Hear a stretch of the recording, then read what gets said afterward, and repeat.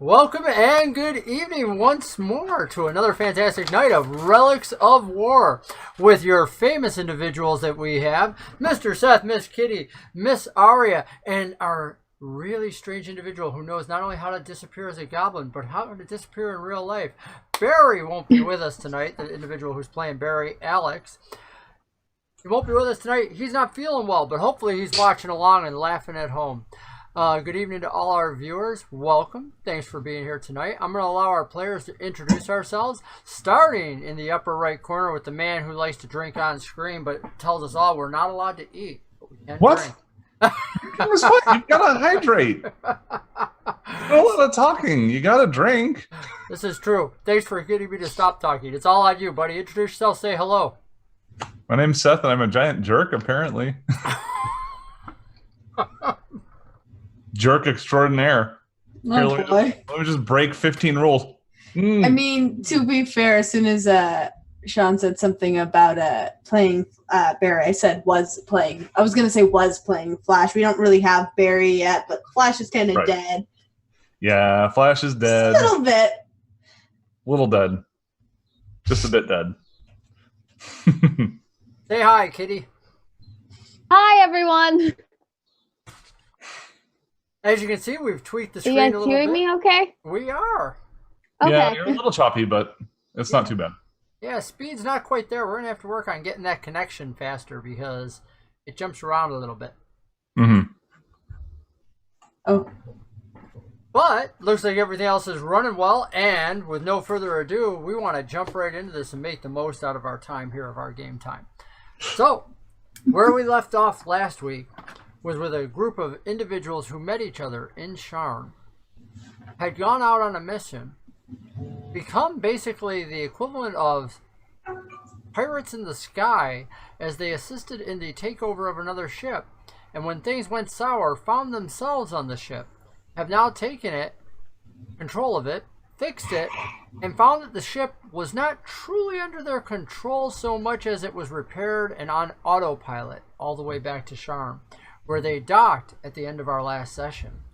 We pick up now after the individuals have safely docked and just met the harbor master, Shalindra, a human woman who had challenged them, wanted to know what was on board, and the party at that point, as I recall last, had said, "Oh, go ahead, come right on board," or something to that extent. Why don't you fill me in a little bit about this as the individuals tell us exactly what they remember. Well, from what I recall, we invited her on. We attempted to comply. We attempted to be very upright and truthful individuals and tell her what happened. She didn't really believe us, and we resorted to bribing her to leave us alone. Yeah. Wasn't there a certain number of dragon shards involved with all that? There was one of the nicer dragon shards, just one, that we slipped her. And she gave us the name of a place that we could get our ship repaired fast without any questions. And I believe that was where we were headed right when we cut off last time, was we were going to go talk to that guy and get our ship repaired. Either that or an inn. I'm not sure which. I'm pretty sure we were getting this because we figured the ship was going to draw attention, being such a name ship with like all this nice ebony and everything, and so we were going to get it repaired fast to try and get back out before somebody who maybe knows what's on the ship comes looking for it. Right. And do you remember exactly who you were going to go see? No. I think the guy's name started with an S. I think his name started with an S. She had told you about one Sebastian Half Tusk, and she had told you about where his shop was. It's Half Tusk Fabricators. Okay, that does sound familiar now. But I do seem to recall that you guys basically just wanted to ditch the ship. Wasn't that the last thing that you had talked about? We were mulling it over. I mean, it was a thought before we knew a place that we could potentially get it repaired fast. I don't know exactly what the group would like to do now. That was a suggestion before I found out that repairing it was an option, so... Yeah. Now that we know repairing it's possible, I think that's our goal. You know what I like about that is it shows true D&D character. Once there's profit in it for us, the whole plan changes. Of course. Shalindra has now agreed. She goes, so then no inspection. And she flips at her papers, having pocketed the crystal, a couple of you noticed, very quickly, out of sight, out of mind. Mm-hmm. She goes, so then no inspection at this time? None. And who would you like me to list as captain here? She looks to each of you. Cheryl Fins. That sounds good. Captain Cheryl Fins. Very good. And that would be which of you? Me. Ah. She I jots don't it know. down. I'm Now trying to you're. figure out my orientation on the stream. Oh wait, where? Is your Oh, dragon yeah, mark yeah, visible? there you go. No, absolutely not. Yeah. I wasn't sure where it was on your body. Hidden. She jots it down and says, very well, enjoy your stay. As I said to you, just a reminder, there are numerous individuals who tend to, shall we say, walk these docks. I would imagine you wouldn't want to be here long, she says, and she pats where the crystal is. Indeed. Thank you. She turns around, tucks the papers back down, and walks quickly away, heading back with quite a bit of joy in her step. She knows exactly what she's going to be doing with that. Good for her. I think Right. The excuse for us not having our friend with us is we tell Silver Codex to watch the ship in the meantime. You notice that Silver Codex is back at the railing, refusing to walk down the steps. In fact, Silver Codex looks at you and he says, I cannot leave the ship. We have not reached our destination yet. Typical. Okay. Okay then. Okay, Have fun with that. we'll be back soon. Don't let anyone else on the ship until we're back. He blinks. You can actually see the color of his eyes dim slightly twice. Tips his head and he says, you're not part of House Kenneth.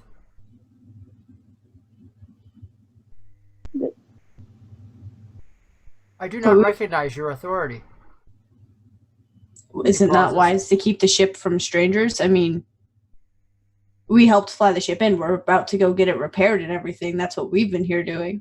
We've been here the entire time you've been awake. We boarded sometime while you were shut off. We've had numerous conversations, but your orders over me do not qualify. Doesn't not it make understand. sense to keep strangers off the ship, though? Of Unless course. they steal something. So this is your ship. That's just something you should probably do. You quickly bring him around and he falls out of this logic and goes off and starts checking out the rest of the ship. Okay. We're going to go find the Sebastian fella. Hopefully he's not like a crab or anything. She's given you some very specific directions about, you are, again, to refresh our viewers, this has come in from the sky, moving down towards this massive city, a city that seems to rise up along the coast from the very water's edge, on top of rocks built into the sides of this cliff face, and then literally going up over a mile into the sky above. It's an entire setting of light and tall towers, almost a mountain of civilization. And you are down at the base of it, in the dirtiest section, near where the regular ships would dock upon water, many cables going up and down, and between this, the Platinum Egret has sailed and docked, attaching itself to this one dock here, where Shalindra has now taken a bribe to let you stay. As you leave the dock area, many individuals, you notice, are looking at you, as if appraising you. None of them look like they are of repute. These individuals seem to be sizing you up as if asking themselves, what do you have? What are you worth? And how might we get whatever you have for ourselves? I walk next to the really tall, hulking one. Who's carrying a beat-up-looking stick and a dead goblin. Oh, I mean, still carrying flash? yeah. I can't see how this will go bad. But also, maybe we get some intimidation points. I don't know about intimidation points. Seth, you get 2 plot points for that. I wish you would have brought it up while you were talking to Shalindra. That would have jogged my memory really quick. I did. I mean, last session it was. Session, we brought up that he was still holding the body of the goblin. I totally forgot at the start of this one. That's why I'm giving you double the plot points. That's fine. Yeah, not so much intimidation, more I don't really have much valuable. I got a stick, I got a dead goblin, what do you want? Take your pick.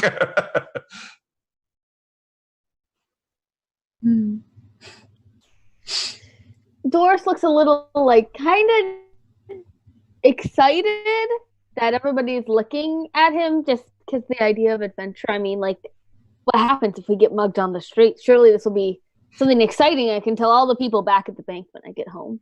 It's not exciting. A voice from over Doris's shoulder, gruff, says, "Excitement, is that what you're looking for?" You look over as 2 of the men that had been standing leaning up against a wall, and the one is moving closer to you. He's a tall, thin man, but there's something disturbingly odd about him as he walks.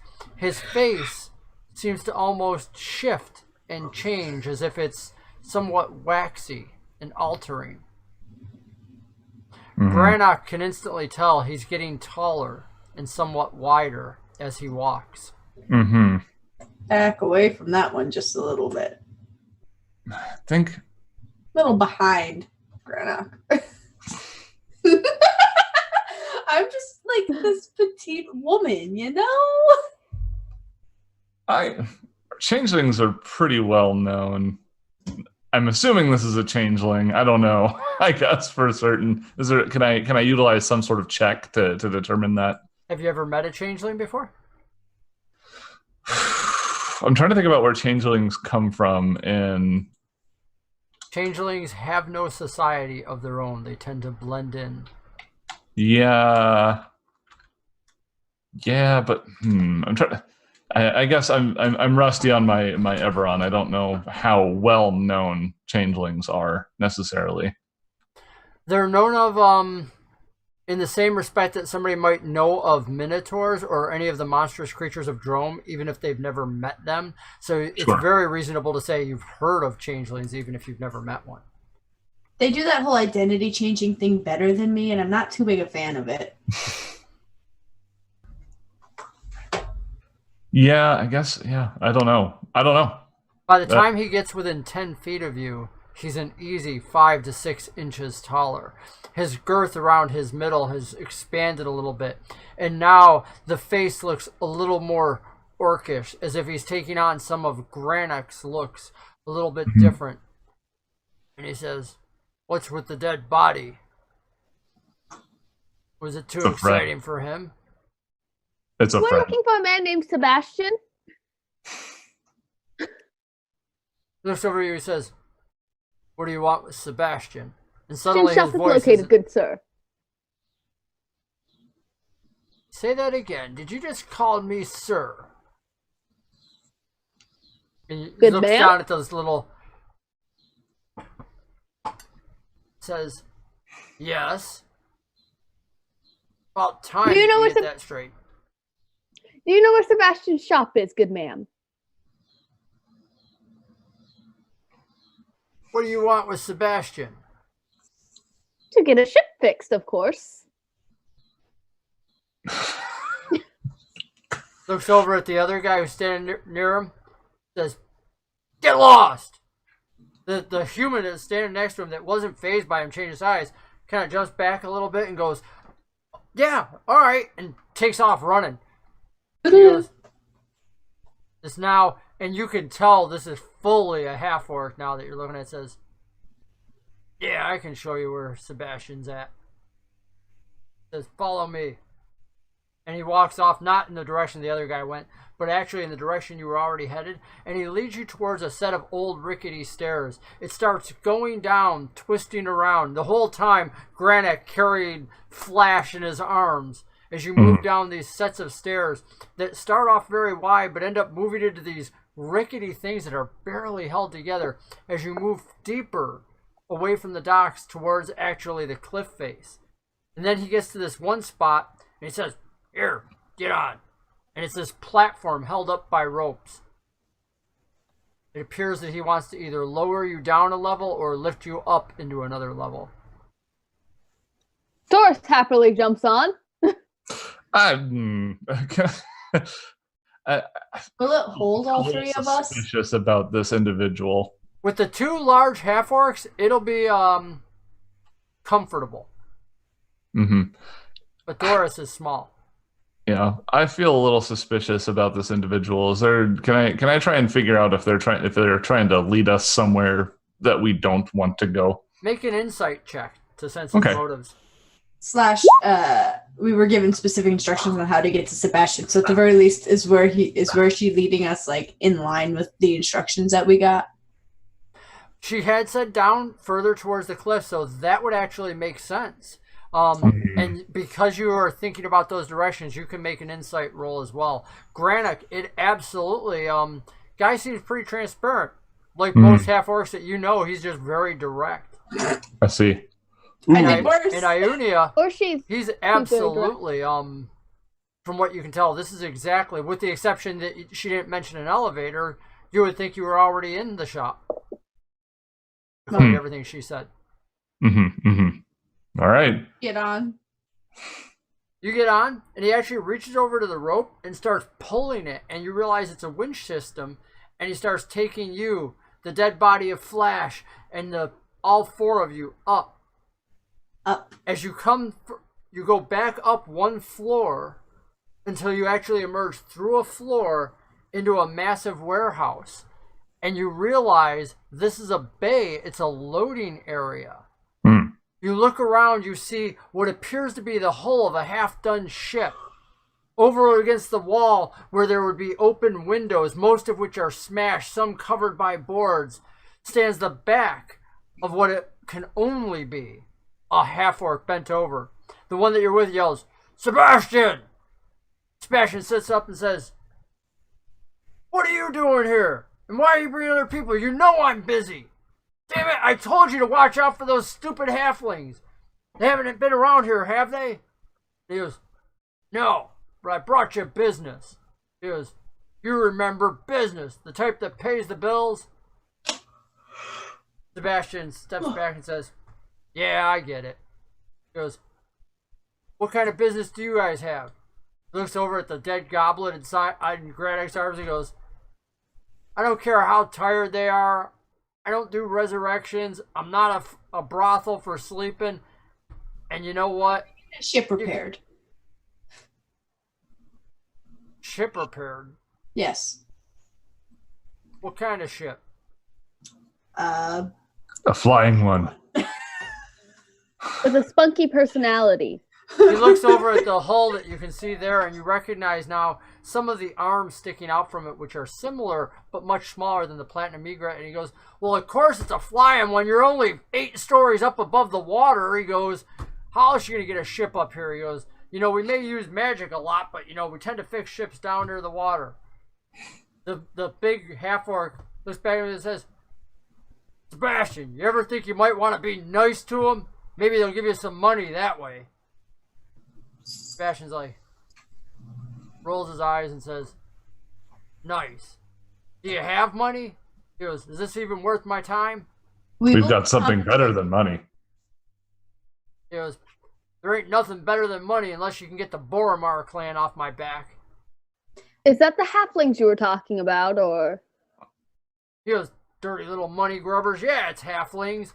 He goes, "If that's what you want to call them." He goes, "I call them cheatskates, swindlers, and overall extortionists." My, sir.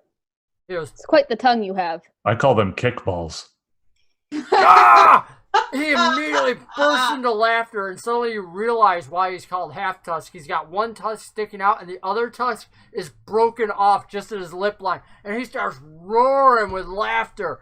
And he goes, "Oh my God, he goes, kickballs. I like it." He goes, "You must have met a few of them already."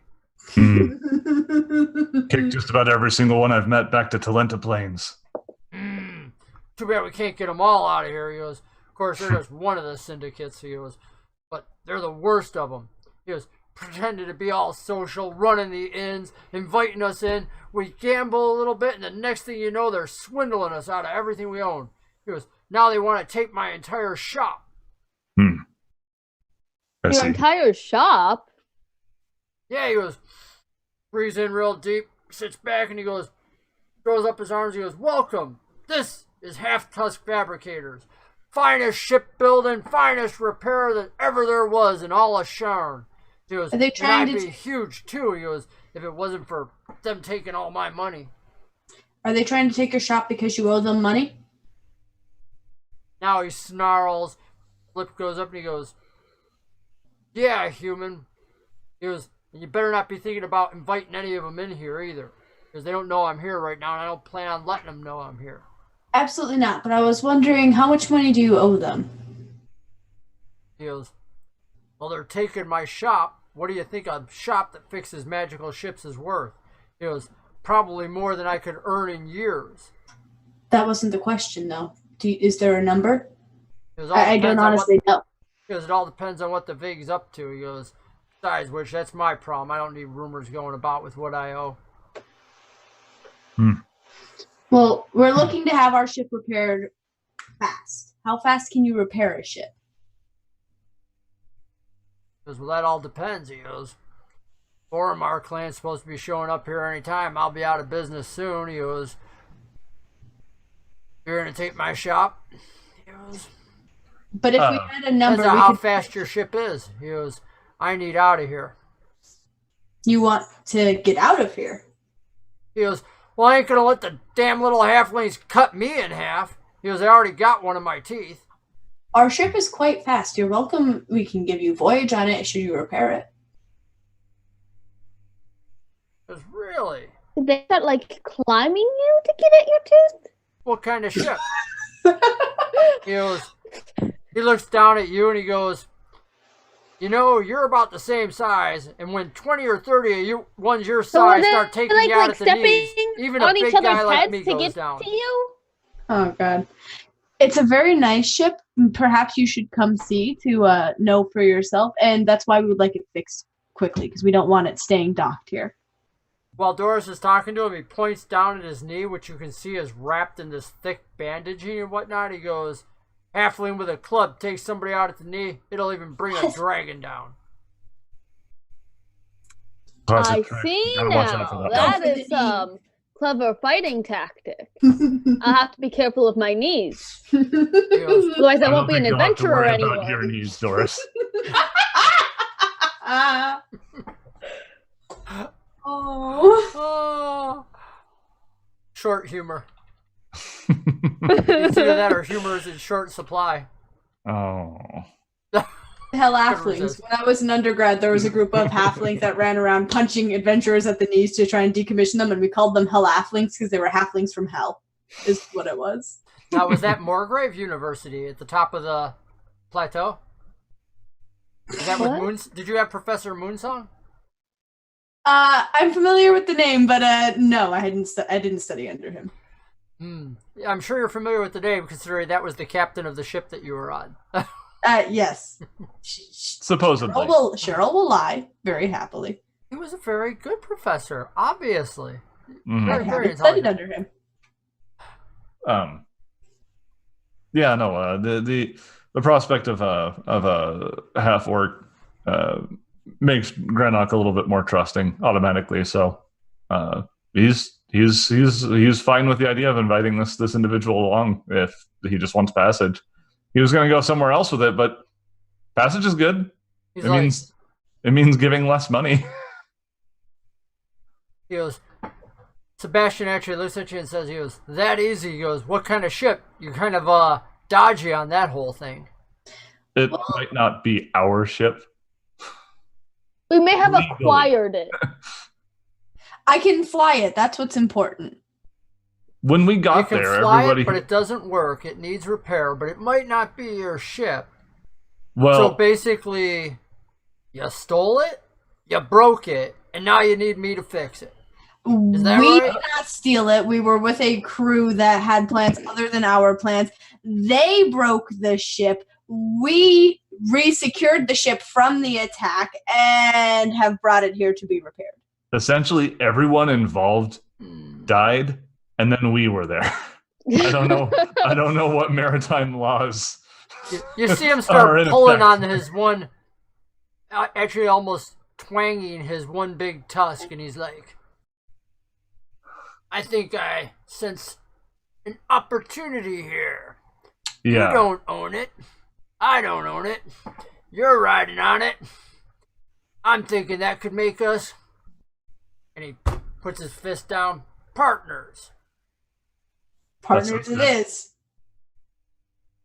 I fix it. I'll get it done in no time. Where are you at? Which docking system? What's the name of the ship? The name of the ship is the Platinum Egret. Under Harbor Master, she'll say the Harbor Master's name, which I do not recall. I didn't write it down. This is the last session.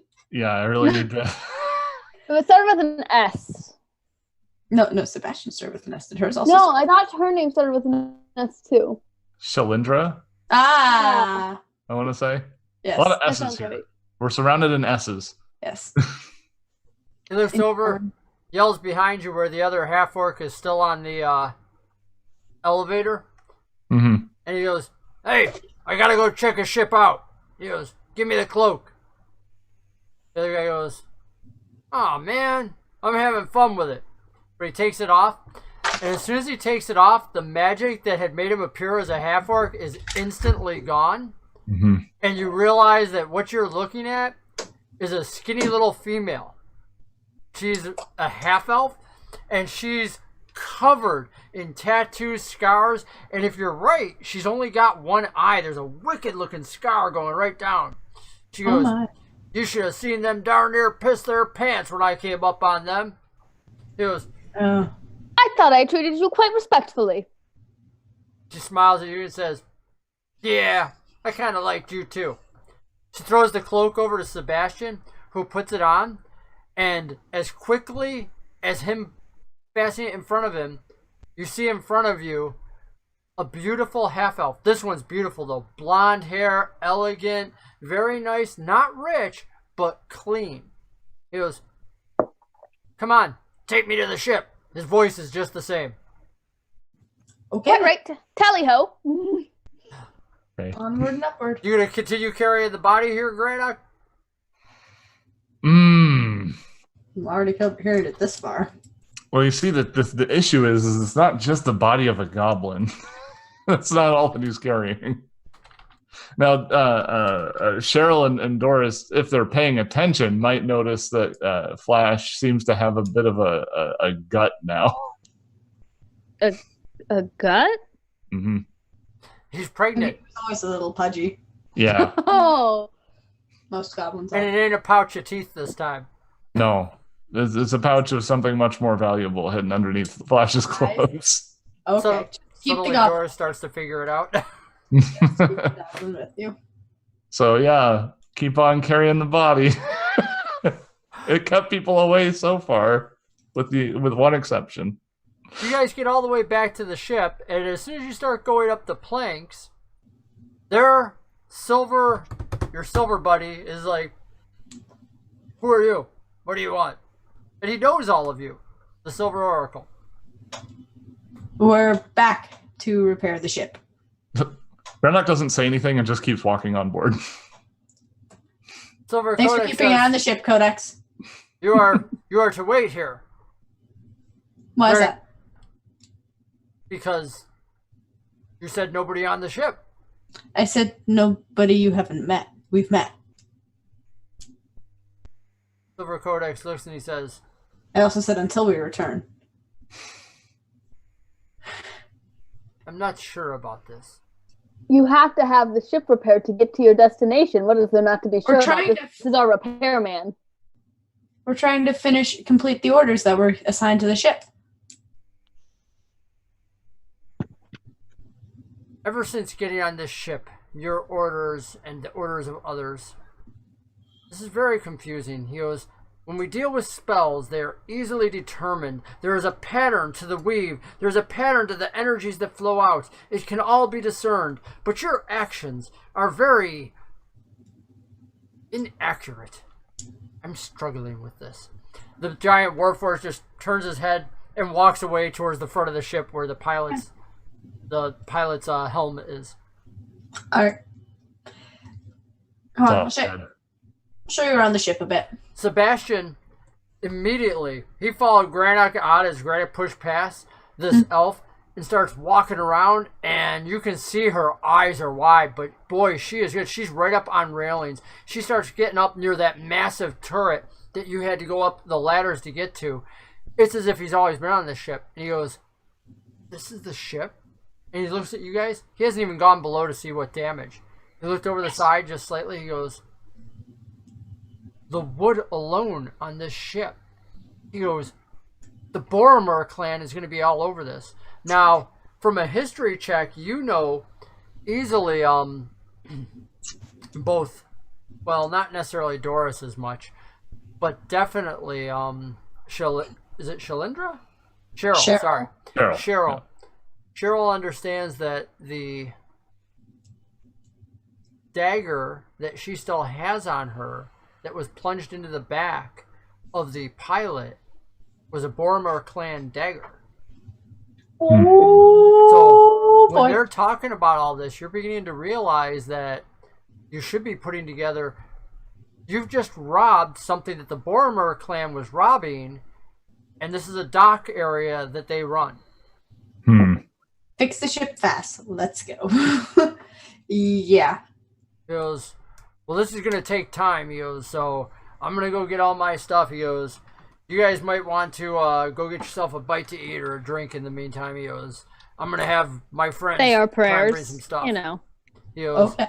"If you just hang out on the ship," he goes, "others are likely to come and watch." He goes, "Usually a crew abandons ship pretty quickly as soon as it gets in." He goes, "A couple people stay and fix things." He goes, "I'll be here." He goes, I'll have one or two guys here as well." He goes, "Tell you what," he goes, "I want to get out of here as quick as you do." He goes, "I'll tell you the name of my favorite watering hole." He goes, "Go there." He goes, "Hang out, and I'll send messages as soon as it's done." I actually think I'm going to stay on the ship in case Shalindra or anyone else comes back in case there's any trouble. Can we keep an eye? Can we keep an eye on the ship from this watering hole? He goes, points. He goes, "See that right up there?" And he points at a giant, what you can see as an overhang. He goes, "That's actually the front deck." He goes, "You can see everything from up there." He goes, "What I was hoping for is that you'd kind of get that cleared off and keep people from looking down at this rear end of the ship." He goes, because where he's led you to was the back of the ship. He goes, "Rear end of the ship's going to be visible. It's too big. All the way from up there." He goes, "If they can see this, all this ebony wood and this mithril," he goes, "you could scrap this ship for just the wood and the iron on it." He goes, "The mithril," he goes, "fortune right there." He goes, "If they can see it, they'll be down here in no time." Okay. Yeah. I guess Doris, let's go. We'll let Cheryl stay behind. Quite right. I will come with. Hopefully it'll be challenging, and I'll add it to my book of adventures for when I return home. Let's go. Sure thing. We're going to follow you too as you go off the ship, still carrying this big old, or this tiny little goblin with a big old belly. Now that we're back at the ship, he's actually going to deposit the goblin back in the, I guess, the helm. Okay, so where the pilot's body still is. Yes. Because all she did was push it off to the side. Body room. Well, like he'll push the bodies off to the side a little bit so they're not so obvious, but it's the body room. That's where the bodies are. The rest of the bodies kind of got dumped overboard at some point while we were, stuck in the air. The remaining body room. Yeah. Mysteriously, totally accidentally got pushed overboard. We got bodies of Warforged downstairs. We got an explosive alchemical room with body parts of Flash. We got a dead pilot up in the front. We got blood all over the decks. Yeah. It definitely has some character here. But you deposit Flash's body, and you head back up. Now, you and Doris are together. Finding your way up, it is a bit of a maze, and you bump into more people. Are you going to be willing to ask directions to this, or are you going to try and find your own way? I think it's always a good idea to ask directions. And Grand Neck isn't the... Yes, Grand Neck isn't the what? Sorry, you cut out. I was going to say, isn't the most social person. No, but he will point out, because he's been in these shady circles before, the more you ask directions, the more people you know you're not from around here. I mean, I imagine people won't know that we're around here when we sit there walking into dead ends and coming back around. Best one person know that we're not around here than multiple people. Look, if you're going to ask for directions, go do it on your own, but stay in sight. Fine, let us wander. I suppose the worst that could happen is we get into an altercation. That's what I'm here for, ostensibly. You're still talking about that that when you actually see an That's altercation. too big of a word for Granok. You actually see a group of two of the watch from Sharn who are actually shaking somebody who appears to be able to sell small boxes and other supplies, such as compasses and things being used on a ship. You quickly overhear the conversation and are like, "You owe us. Came by last week. You didn't have anything. What is this?" He goes, and you see him push something over and you hear a shatter inside the box as it hits the ground. He goes, "Told you, if you don't have our money," he goes, "accidents are going to happen." I think we should go help them. Why? Grandma could go intimidate them. Why? Because that person's being bullied. Yeah, by the authorities. But authorities shouldn't bully. No matter how we feel about it, they're going to have backup. Are you trying to get caught? Right, but I'm your backup. So you have backup, so go over there and intimidate the authorities. The last thing we need Fine. on this.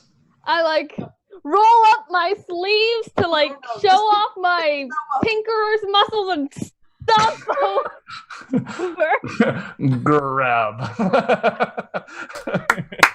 Granok is going to go ahead and grab Doris's collar. Doris, you can make a dodge, and you can go ahead and make an acrobatics check to try and grab her. So this is going to be an opposed dexterity roll for Doris getting away. Ugh. Gosh. So What Doris... did I get? I got a... Yep, Doris actually is just quick enough as this half-orc grasps onto her back and the cloak actually slips out of his fingers. And she goes stomping over there, and you're like... Neither of you was particularly dexterous on it, so I mean... These two somewhat large brellish humans, and the one that's just pushed the other stuff over with freckles on his face, and he's kind of laughing at it. Now the other one near him is thin, easily just as tall, but he says, well, what do we have here? Excuse me, good sirs, but how do you expect this man to pay you back if you destroy all of his merchandise to obtain money to pay you back? The merchant's eyes go wide as you do this, standing up to these two Sharn watch. And the skinny one goes, "It's easy." He coughs up the money he's got hidden in the back. And the heavier set one goes, to buy more "You got money merchandise, that way hidden he in the can back?" extend his profits. And grabs onto the front of the guy's shirt. Unhand him at once. He goes, "What are you going to do about it?" He's got one hand on stomp the on guy's the front shirt. of his foot. Short. Make an attack roll. You definitely have surprise on that one. Nobody saw you attacking the city guard. What do you want me to do? Do strength or just a d20? I know where a Yeah, you d20. can use strength. Okay. Oh my. I love it. Oh. You stomp on his foot so firmly, and it's such a nice big foot that as you hit it with your natural one, you twist your ankle and roll off to the side, and end up having to grab onto his pant leg just to keep yourself upright. Yeah. Pants him! That sounds like a great idea. Can I turn this into pantsing him? You most certainly can try that. Yes. Absolutely. Stomp on his foot with a Because little... right now, he's not even aware he's being attacked. He's not sure what you were doing as you reach over and just kind of flop onto him and grab onto his pants. Make a sleight of hand check to try and unbuckle his pants and pants this poor guy. And it is so smooth as you, like, literally just kind of fall into it and undo his belt buckle with these tiny tinker's hands up above your head. And you're like, and the next thing you know, this big heavy-set guy has his pants dropped down around his ankles, and his buddies, the skinny guy, is like, "Oh my gosh, what are you doing?" You know, and the fat guy's like, "Hey!" And he lets go of the merchant and whatnot and starts reaching down, bending over to grab his stuff. Can I take his belt? Brannick, what are you doing during all this? No. Of the watering hole that we got sent to. So Brannick leaves you. No. What is the name of the watering hole that we were going? He didn't give you a name. He just pointed up to it up on the balcony. Oh, okay. He said, "My favorite joint's right up there." I see. Granok will walk over and once again try to grab the gnome. I don't know if that requires a check or not. No, you can grab the gnome pretty easy because the gnome's more interested in trying to get this belt right now. So Doris feels Granok's hands upon him, grabs him, and he goes, I'm very sorry. He's very drunk, and he hasn't paid his tab." I'm not drunk. Yes, you are. He shakes you. The skinny one. To pay off his debts, he needs to be able to have his merchandise to sell. Speaking of debts, you haven't paid off your tab. I don't have a tab. Yes, you do. You're very drunk. Oh, yeah. The skinny one I'm goes, a skilled artisan. I pay off all my tabs. "Wait a minute. You didn't pay at the Rusty Pebble? I get a share of everything that goes on there. You better get your butt back up there and pay your tab because otherwise you're going to be in jail." Pebble. Any irony rock. Yeah, I'll be sure to get it back there. Do you have the directions to that place, by the way? He goes, "You just came from there. The stairs are right over there." He goes, "Are you both drunk?" Can I try and hit him with his belt? You absolutely can. We'll consider it a whip, and you can absolutely use this 3-foot leather whip to try and strike the skinny guy. The fat guy's pulling up his pants.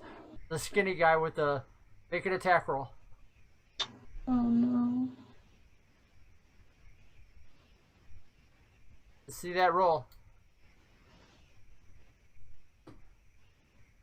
It's like we might have a super disconnect suspense. here. I think we might have. Yeah, I'm guessing. boy. Yeah, we definitely got to work on that connection. Nope. Oh. It's almost more funny that she was paused there or whatnot.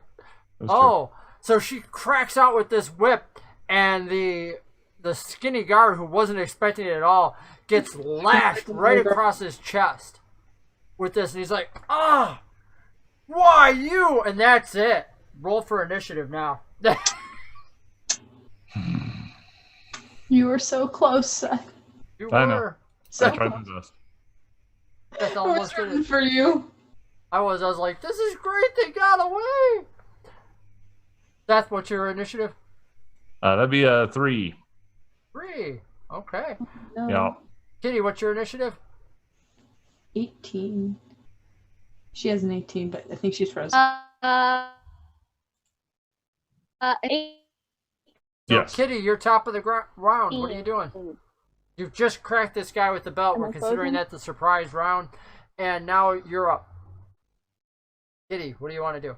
Good. Okay. I'm going to tell him to leave the guy alone and walk away and whip him again. I'm pretty sure you're being held right now by Granite, last I checked. Right, but I can still whip. He's got me by like the sides. That's fine, but you're not walking away. So even No, I while told you're him to holding her, walk away. Granick, The guard. she's gonna make another The attack with guard this to whip. walk away. Mm-hmm. Mm-hmm. Go ahead, crack that whip. Let's see what you do. When gnomes go bad. Oh, yeah. Oh, So that's being good. held up in the air really is not giving you a good ground with this belt whip. Yeah, you just lash out and he easily dodges. However, he on the other hand is having none of this. And basically Skinny Guy, who's no longer thinking this is funny at all, is going to reach right out and try and grab the belt out of your hand.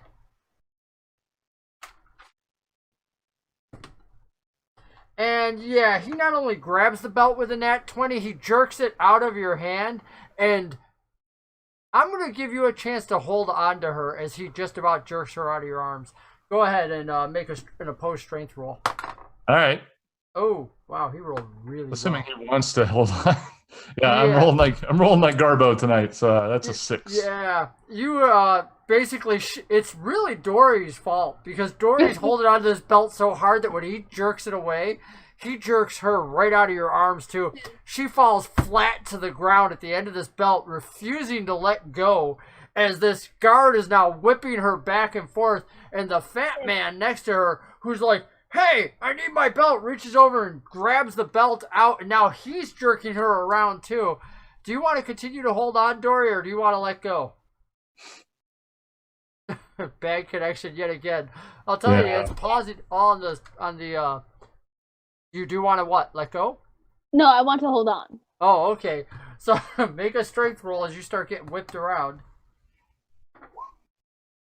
Wow, it is a wild ride as you're seeing this gnome get flung to the left, flung to the right, and now it's into your turn, Seth. What do you want to do?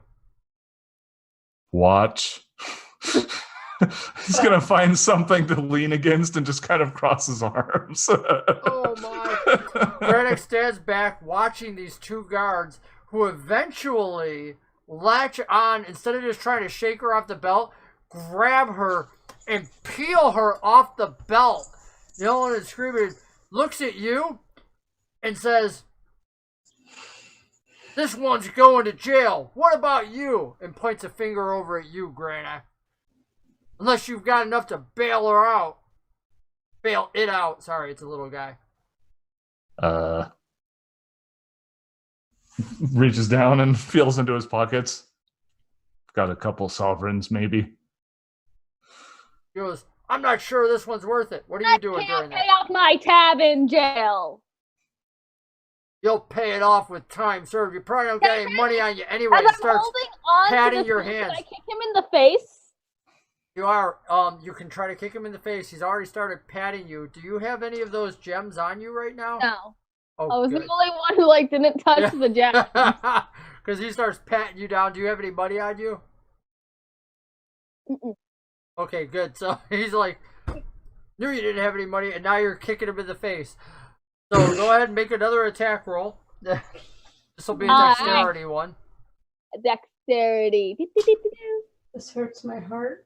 Yeah, I'm like, oh my. You thought this was going to be a fast session tonight, I see. I that really, was foolish. I'm like, it's almost 10 o'clock. I figured by 10 we'd be done. How foolish of you. I know. I really am. Okay, Dex, crack right across the face. This poor guy gets hit. Literally Time to drop down off the belt. sends blood off his lip to the side as he gets kicked. You drop from the belt, and what are you going to do? But hold my hand out to the merchant. Come with me if you want to live. Oh, The merchant's eyes, who are still wide, starts going, "Oh no," and backs far away from you. He backs into his shop, and he's trying to close the door, and just as if you've got some disease that's about to get on him. In the meantime, the tall, thin guard, who's had none of this, just watching his buddy get kicked in the face when he got close, draws his sword from next to him now. Oh, boy. Reminder, you're level And now he goes to basically skewer this poor little Dory. Yeah, that'll be a hit. I don't think you can beat a 19 AC, right? No.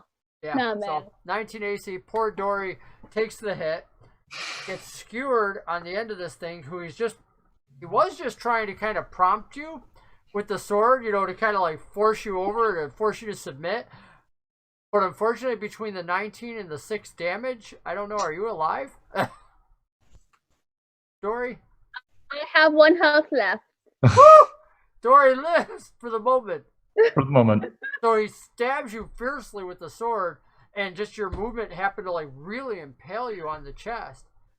And his fat buddy, next to him goes, "Stupid gnome," reaches down to grab you, and he's going to make a grapple check on you. You can try to resist it if you want. Or are you going to let him grab you? What's that? No, I'm not going to try and let him grab me. Strength or dex? You can either go strength to just bash your way off, or dex to dodge it. Whichever one's better for you. Okay. Roll against him. See if you can smack his hands away in time. I'm telling you, wrecking the campaign, sure. It's a one-note wrecking crew, yeah. Rolls onto something there.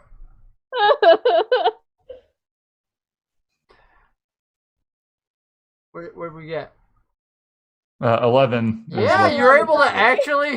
He had a really bad roll on this one. You smack his hand away.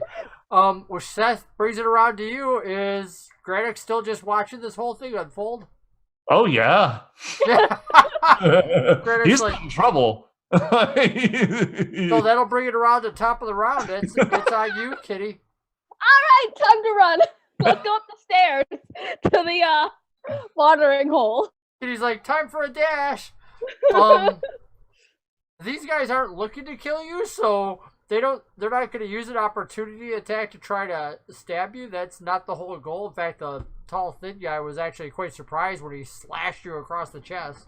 Was an idea, but you do seem to be hyped up on some sort of alcohol as you tear off in the distance. But since you're going towards the very end that they want you to pay at, they turn around and go back to the innkeep. And the last thing you hear in the distance is he says, "Who said you could close shop?" And the door being ripped back open again. No! Granite, are you going to stick behind, or are you going to go after the gnome that just ran up towards the watering hole? The guards just totally gave up on the whole situation?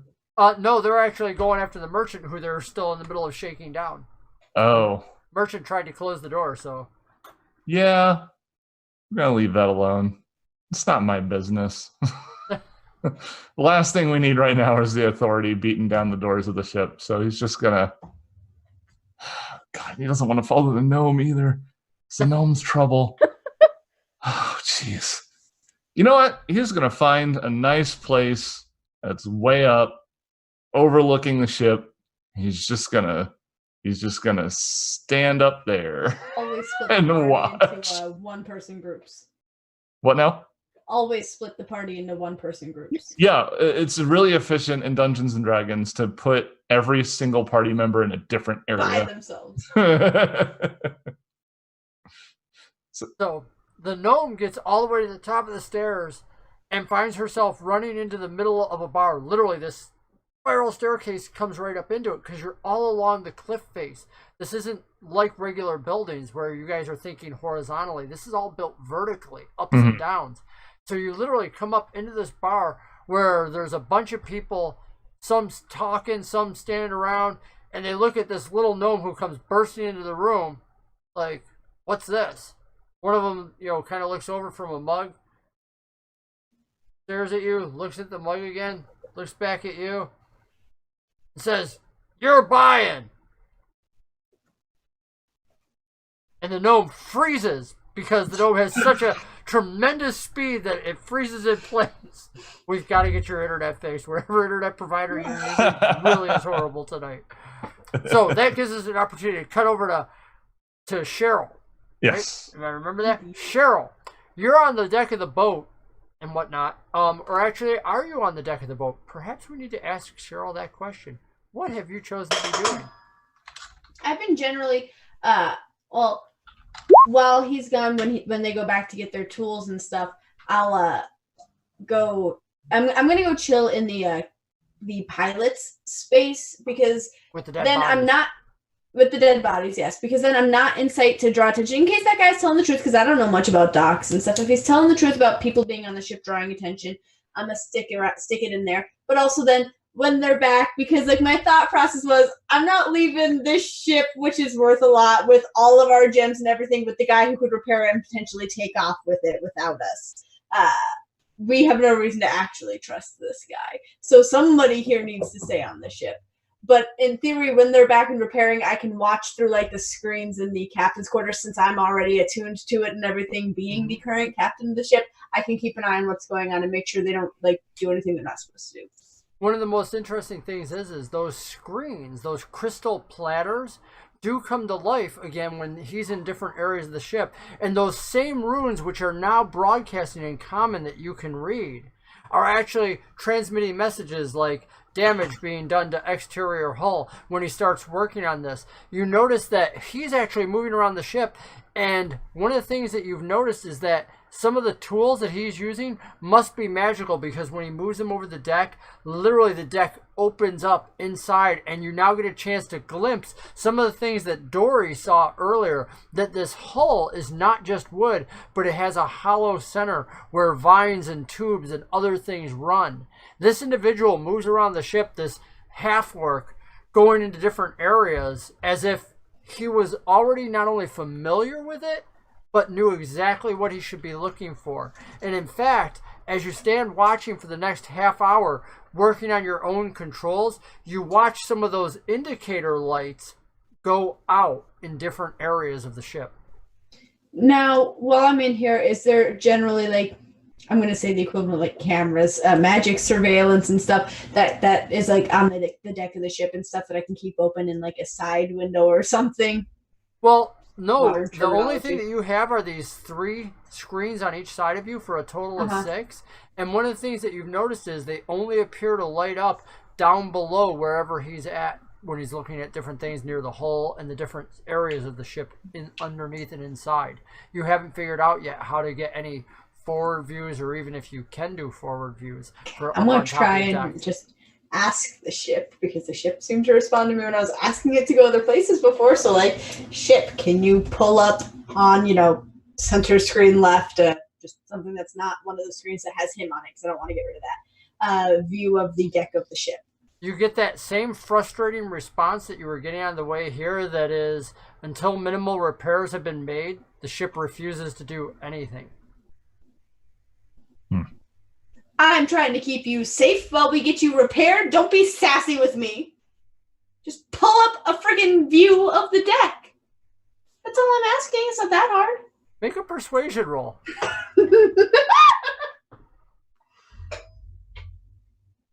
Unless apparently it's not working. Persuasion. Do I get advantage because, I can level with the ship being attuned to it? You do not, and the ship gives you the same error message because you are about as persuasive as somebody who's not part of the crew. I'm trying to help you. That's okay, you've done well. Granick, where are you taking up your vantage point? So this whole area that we're in is a big cliffside, right? It is. It's the cliffside of Dura.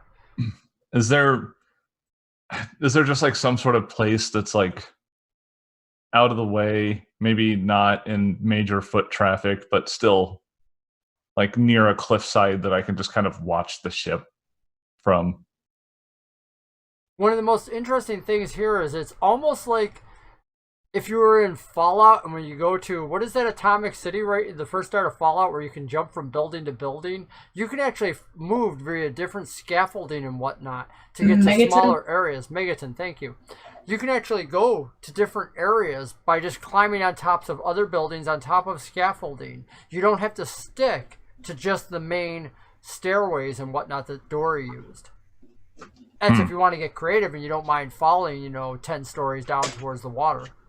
No, we're not drawing attention towards ourselves. That's the goal. So he's gonna stay on the beaten path, but somewhere where he can watch the ship from afar. Sure. You actually, instead of going up to the watering hole that you were directed to, it doesn't take long before you find your way in about 10 or 15 minutes to another area, which has some other individuals standing at it, and they're trying to hawk to you and sell you what are the very things that you will need, which is their exact phrase. These are what can get you out of Sharn. He'll curiously take a look.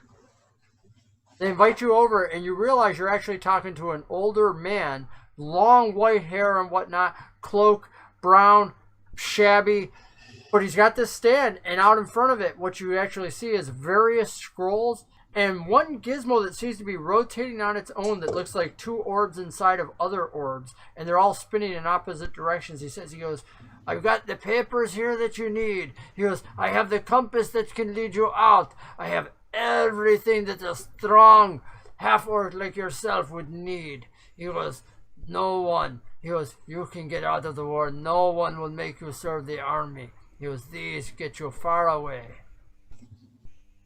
Mm-hmm. That's the price. You have good price, yes? Money. What are they? I don't know what this is. He goes, these are your way out. He goes, the papers. He goes, these will say that you have served.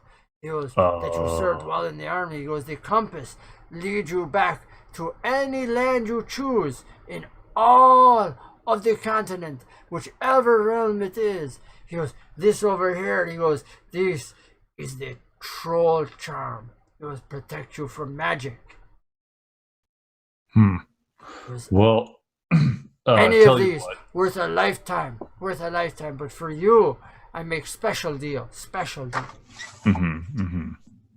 Well, tell you what, I don't have my money on me, though I am curious if you might know somebody who can explain something like this. And he will actually take out his tarot card, whatever the equivalent of this fortune telling card that has a clear depiction of his own face on the half-orc soldier featured on the card. And so I found this on an enemy. He looks at it, holds out his hands, which are somewhat shaking, waiting for you to put it in. And when you put the card in, he looks at it. He looks at you. He looks at it, his hands shaking. He says, magic very strong in this. You say you found on battlefield. You are carrier. And his eyes close and he stops thinking. He goes, you are carrier. And his voice changes. He goes, your death. And he opens his hands and drops the card. He says, no. You leave. He says, I'm sorry. I understand. What about No, he goes, he won't even touch the card. He's just waving it away. He goes, your death. I know. He goes, I don't want any business with you. Well, that's funny, because he takes out his club. I think I just discovered I have some business with you. The man looks, he goes, look, you take whatever you want. He goes, I don't want any trouble. And his voice is much clearer now. And you realize there's a sparkle in his eyes. He's probably not anywhere near as old as he pretends to be. He goes, look, he goes, take whatever you want. I don't. No. I'll have what you know. He goes, you know this already. You have the card. He goes, it's right there in front of you. He goes, people see you coming. Wherever you go, wherever you plan on going, people are going to die. It's in front of you. Don't you even know what this card is? Of course I don't. This is a human tradition. This card forecasts whoever is going to kill. You've now put it in front of me. He goes, the magic off this card must have told the individual who had it that you were going to show up and bring death. He goes, did anyone even survive the battle that you were in when you found this card? Not many. He goes, it's because you were there. You will bring death wherever you are headed. He goes, leave Sharn. Leave Sharn. Don't stay here. We'll all die because of you. That just doesn't sound plausible. He's not saying it. It's like It's a big he's word. trying to put it through his head like how he could be responsible for the entirety of Sharn facing a fate like that, and he's just like, that doesn't make any sense. But he'll look down at the card. Does it look different to him at all now with this information? No, looks just the same as you remember it. Your face looking back at you. He just takes the club and he shoulders it again, and he leans down and he picks up the card and he says, thanks for nothing, crazy old man. He just walks off. The man watches you carefully, and the last thing you see is him actually wiping his brow as if he had started to sweat very nervously. And he calls out after you, he goes, leave Sharn! And then he quickly pulls it down, leaving the spinning orb things still sitting out. It's crazy. It's crazy talk. Dory, back up inside the room that you came in, where they said that you were buying the next drink. That was right before you froze. I'm not going to be going into the watering hole. I'm just going up to, because he said he wanted us to like look out from above, right? To make sure like nothing. Yeah, okay. The staircase that you were following up before your internet connection froze actually comes up inside the watering hole. You don't get a choice. Literally, like right in the middle. So you have to go through it and then exit to get out to the balcony. Okay, good. Right. This might be a good chance to lose the people I annoyed. Yeah, we can try that. We're going to attempt to lose them. Go for a stealth roll. And you can try to Mission Impossible dodge music, out the back. Let's go. Yeah, we do need our music going. Very nice. You dodged right out the back. As far as you're concerned, not only did nobody see you, but the guy who was asking for the drink is now looking around like, where'd he go? This is the adventure I will tell to all my friends and family when I get back. Soon you're out on the balcony, and you can see some different individuals who are looking out and pointing at different things out, and yet two individuals appear to be looking down and pointing at something in the same direction as where, with your gnomish intelligence, you can figure your boat is. So presumably they're pointing at our boat. Presumably. Okay, time to stalk these people. See if they're like gonna try and go back and tell other people about our epic ship or anything else. Well, as you sit listening from not far off to the conversation, they're definitely commenting on what they think the ship is made of, the fact that it doesn't seem to fit here. Some of the one gentleman's talking about the fact that he didn't see much crew on top of it. Nearby, there's a loud belch from somebody, and he goes, another Jaeger bomb, and he thumps his hand on the table. Bomb? Pretty soon, one of the waitresses walks up and says, haven't you had enough? And the man speaks back and he goes, I'll tell you when I've had enough. He goes, and right now I have it. I want another, now.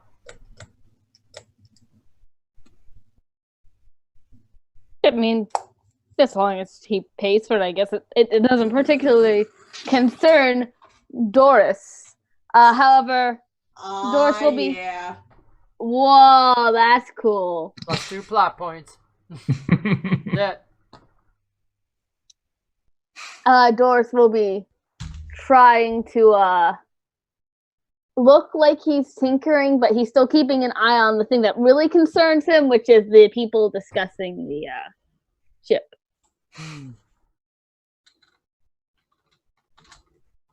You sit there listening in on their conversation, and they don't seem to be making any plans yet, although there does come a point after about 15 minutes when the one says, you know what? We should go check with Stibbins about this. He goes, don't see many ships that big come in here. And he sends off the skinnier guy to go get Cool. the I'm Stibbins gonna together. go back to the ship to let everybody know that some Stibbins is coming. At that point, Maybe. you follow him out, and he goes where you're both heading down the same spiral staircase, but when you get to the bottom, he actually turns off, and he walks directly past a figure that you recognize, which is Granick, standing nearby. Granick, who's been looking out. This figure passes by him, and you have a choice to either follow him, go to Granick, or head towards the ship. Granick, I think we have trouble coming. And I'm gonna follow that guy. So hopefully Granick goes and tells the other people. I don't know if he said it loud enough. He's very short. That's so heightest of you. Perfect. I hear something. I could have sworn there was like some sort of ants trying to talk to me, but not sure. You better hear him, otherwise he's likely to pant you just to get your attention. Oh, no. I think he's been working on his anti-pants technique. He'll cant his head down towards Doris and then look at where Doris is headed to see if he can discern what's going on. Dory very quickly fills you in on what you can hear her now that you're paying attention to her or whatnot. Question is, what do you want to do about it? Mm-hmm. So what's our quarry look like exactly? Quarry? Quarry, our opponent, our enemy, our I opponent. don't know. I'm gonna go check it out, but you should go tell the others. I mean, like the people that we're I following. gotta go. Bye. I gotta Granick, follow that make guy a before he's perception roll. gone. Perception. Granick. Oh. Yeah, I'll do it. Hey, my first decent roll of the night. Granick, 17. as she goes scurrying after this guy, rather than down to the ship, you happen to notice that from the shadows out where she came, there's another gnome. And he kind of moves along the side, looks somewhat at you, and then runs by after Dory. Mm-hmm. I'm gonna punt the gnome. Not Dory. No, Oh. yeah, the Clear. following. Yeah, I get what you're saying. Make an attack roll. Kickball. I'm gonna, gnomes, halflings, There you go. both kick about the same. Let's see. Just do a strength roll. Yeah. Not Wow. bad. Dude, he tries scooting by and you boot him right in the butt. Are you going for a knockdown? Describe what it looks like to me. What are you going for? Oh yeah. So he knows it's not going to take a whole lot of effort to knock this thing over.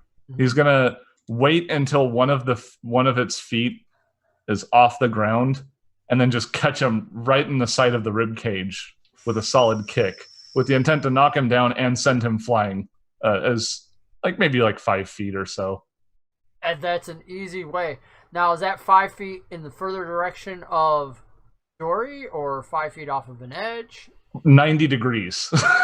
So 90 there degrees he's sends him forward 5 and feet there into and- a nearby wall where he cracks up against it, falls down, and he's like, oh, what'd you do that for? And he's holding his ribs. Oh, sorry, I didn't see you. Oh, he spends part of his movement getting up, looks at you kind of sideways, and then half staggering tries to run after Dory. Okay, he's gonna reach down and try to stop him now.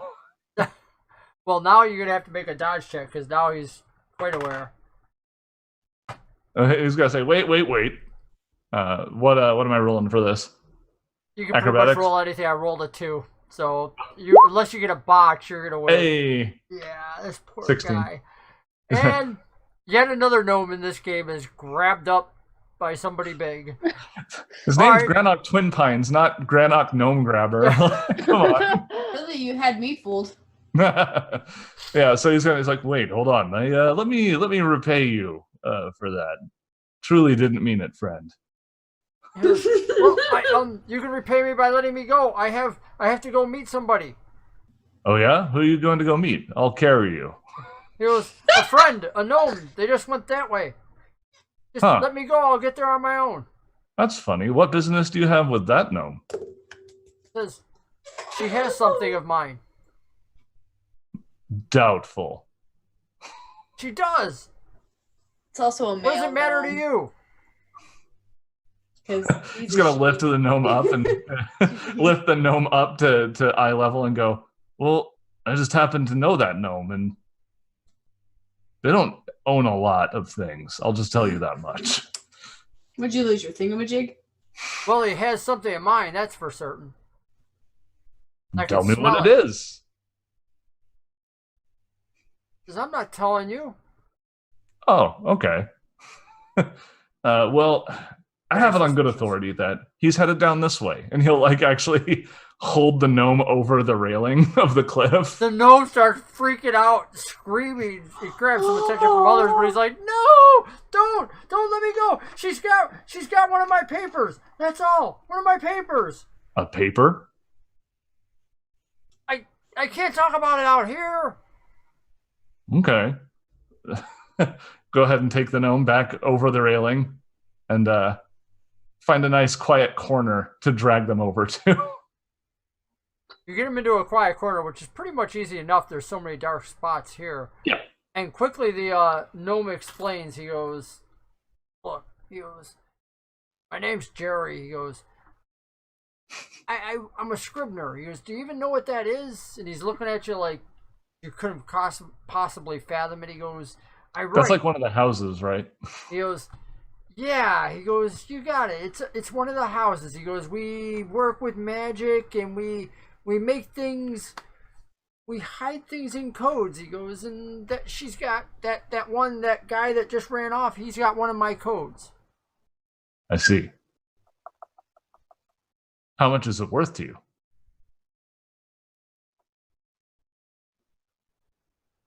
Is this a shakedown? No. You realize he's kind of like, am I going over the edge again? You might be. Not yet. I'm more a curiosity than anything. I was just curious. He goes, "It's not often I see one of my own in the hands of one of these." He goes, "It wasn't made for gnomes. It was made for halflings." Well, not particularly. It was used for halflings, and that's probably where I got into a little trouble. I guess it's really for the humans, but the halflings bought it. Does this I'm have saying too much. what's the name of the halfling clan again? The Boromar. Right. He'll reference that. Does it have anything to do with the Boromar by chance? His eyes go wide. He's like, "You're not working for them, are you?" No. They're one of the great many factors in a very complicated issue that we are currently trying to deal with. He goes, "Well, you say we, and you said you know him." He goes, "If he's got one of the scrolls belonging to them, it's more dire than you know." I'm convinced. Lead the way. He goes, "Well, I don't know where he went now. That was 15 minutes ago. Oh, yeah. Before you dragged me over here, hung me over the sides of the edge, and then drilled me for information. Where was he going? You said he's your friend." That wasn't exactly clear to me. When has Dory ever said something clearly? While Greg takes time to think about where he's going, we're going to cut over to Cheryl real quick. Okay. Cheryl, Yes. Sebastian, you've been watching during this time, working on the ship and whatnot. Finally, most of the lights on the one side are out. When this happened, the ship actually began to thrum in a way that you were more familiar with when the elemental ring was spinning up. Oh. And There, look. See, I told you we were getting you fixed. A voice comes into your head while your hands are on it, and you recognize the voice of the ship. Operating capacity, now at 46%. Oh, that's low. Only 46? Jeez. You require a lot. You know that? Internal mechanisms were damaged by the collision of a foreign ship on our port side. Yeah, there were 2 ships that collided with you, right? Negative. One Only ship one? collided with us. Can you pull up, like, cameras for the deck now? Do I have to buy you dinner first? It says, operating 46% allows for energy expenditure of external views. With that, the deck pops up, and you can also see part of the docks, where you now see that were abandoned previously, have numerous individuals standing in somewhat overly casual and relaxed poses as they watch the ship.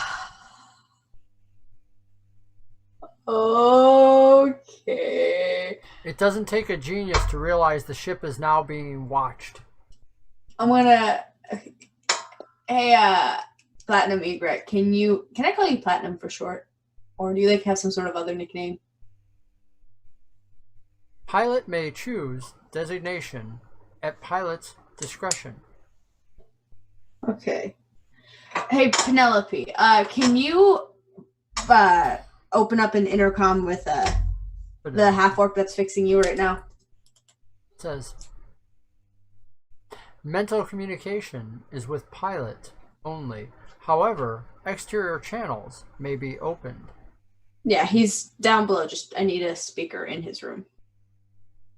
Now using interior sending messages. Hey, Sebastian, just so you've got a heads up, we got some people casing the ship out on the docks. The ship's hull resonates around him, sending the same sounds as what happened previously when Dory was down there fixing the ship. Sebastian says, already? He goes, I thought we'd have more time. You're about, if I had to put an exact-ish number on it, you're about 46% done.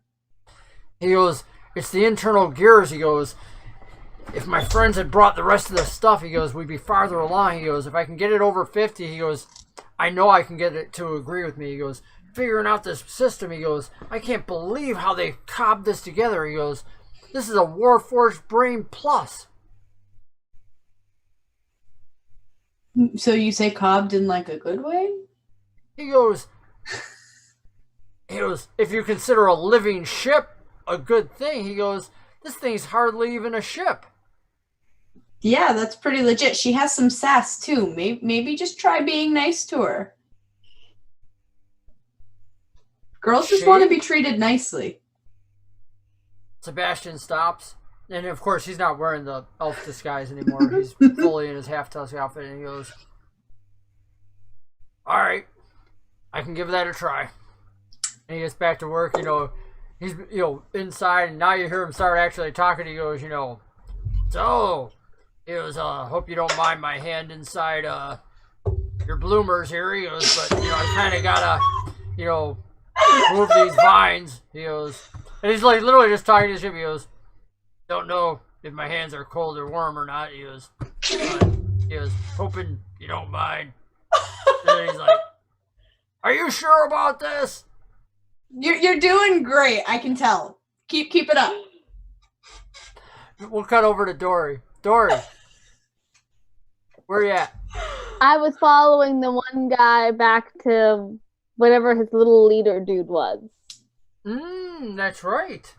I remember that now. Well, that's actually easy because he headed down and he actually found a nice halfling to chat with. You're in the distance and you see him talking with him. And the next thing, the halfling hands him a small sack of money and whatnot, which you can guess is a coin pouch, pretty easy, and whatnot. And the man smiles and starts walking off, and the halfling walks inside a building. Within 2 minutes, though, as the one that brought the information walks by you unaware of your presence as you just act casual and whatnot. The halfling comes back out with another halfling and with a tall human, and they start walking down towards another staircase. Great. Keep stealth mode. Follow them. Are they going towards the ship? It takes a little while as you follow them from a distance, but you realize they've picked up some others One appears to be a taller tiefling, and another one is another. It appears to be, and you have to stop. And I would like you to make a perception roll. That's great. That's great. Kickballs. I love it.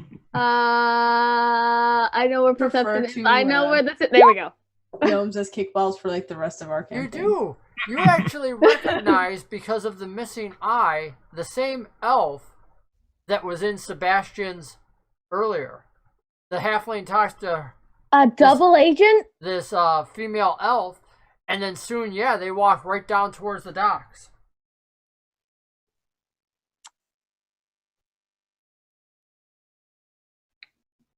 Oh. Next thing you know, they're taking up different positions. The half-elf does not take up position right on the docks, merely indicates where. This entire time you stay back in the distance watching. I need you to make a stealth roll for me. Stealth. I am the king of stealth. Yes, I am the king of stealth. Well, you're the queen, maybe, because they were. Well, it's Doris. Doris is the king. Well, she's the king right now because she points over and she says something to the halfling that's with her, points right in your direction, and all of a sudden the halfling makes a motion, and two of the other individuals that are on the dock that did not come with her move out and move towards you. And you realize not only have you been spotted, but they've sent somebody to come over and grab you. Cool. And they move in quick. I'd like you to roll for initiative. Time to run. Is there any way I can like make a circuit around to the ship? You can absolutely try to find your way. You're just gonna have to try and kind of get lost and find some circuitous routes and maybe go out on some beams. Yeah, you can absolutely try that. Okay, that's what we're gonna do. Since their pants looks a little, their pants are a little harder to get to, and they know I'm coming for them. You know. So I'd like you to make a, let's see, make a stealth roll to try and lose them. That'll be good enough. And then we're gonna have you make after that. I'd like you to make an intelligence roll to try and find an alternate route. Wow. I'm telling you, first night using these dice, forget all those ones of the last 3 weeks. I'm rolling nothing but 19s and 20s, man. This is awesome. So you are awesome literally... for us. No, I mean, but hey, I was rolling all ones for 3 weeks straight, man. 1s and 2s. And I'm feeling bad that you guys got horrible rolls tonight. And we definitely got to use the new screen so that these guys can see your rolls. We're going to bring that in next week. That way we can have, that be seen for you all as well. My Granock's rolls have started to get better. As soon as kicking gnomes and being mean to gnomes came into play, the rolls really picked up. In the meantime, Dory goes out along these beams. Dory's like, oh, you know what? I can get over. I can jump down. She's got it figured, or he has it figured out. I apologize. He has it figured out. He's going to jump down onto the top beam that holds the elemental ring in place. He's got it all down. And Dory's just about out there when Dory realizes he has this human who's running along right behind him and is moving along these beams like he grew up here. And he's almost on top of you. I had asked for an initiative roll. I did not see that pop up. If you'd give me that initiative I heard intelligence. I'm so sorry. It's all right. It got worse. Yeah. So he's going to make his I thought I had grapple to be check smart. on you. Oh gosh. Okay. Phew. I don't have to Make be a smart. dodge roll to try and dodge his grapple.